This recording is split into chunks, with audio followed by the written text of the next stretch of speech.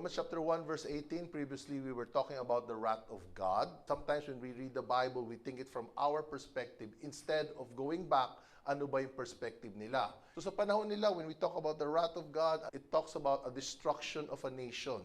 Okay? During that time when Jesus was speaking, he was prophesying of the destruction of Jerusalem, which happened in 70 AD. The Roman surrounded Jerusalem, burned the temple, and burned the city. When the Babylonians talk about wrath of God, they understand there will be a great earthquake, there will be a calamity, there will be a tidal wave, or may invasion. Insurance, may act of God, okay? You are insured unless it's an act of God. O may, ang sabihin nun, there's a calamity, nasunugan ka, or what? No, it's not that God is the one who's causing a destruction. It's not a literal thing.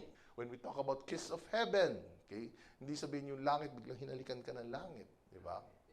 When we talk about the voice of an angel, hindi literal may angel, sabihin, maganda yung boses. When it talks about God of literature, that's the nickname ni Shakespeare. Sabihin, magaling talaga magsulat. No? Men who suppress the truth. Sa panahon nila, mga Jews, they were suppressing the truth, especially the Pharisees. They were saying na the robbers robbed the body of Jesus, hindi talaga na nag-resurrect siya from the dead. You have to read the Bible from the perspective of sino ba yung character ni God. When Moses was having a face-to-face encounter with God, he was asking God, God, show me your face.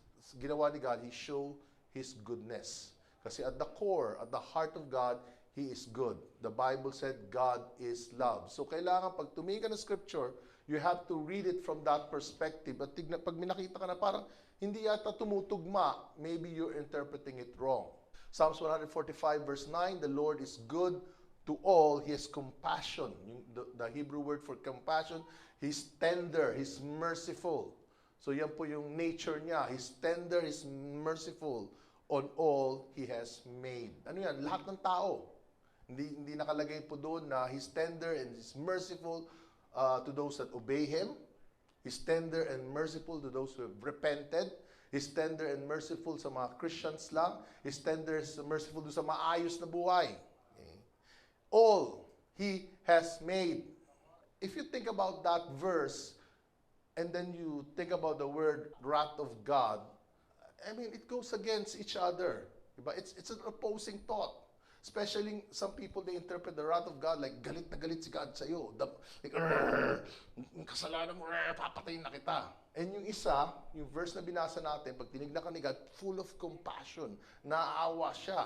The Bible said Jesus healed the sick because of His compassion.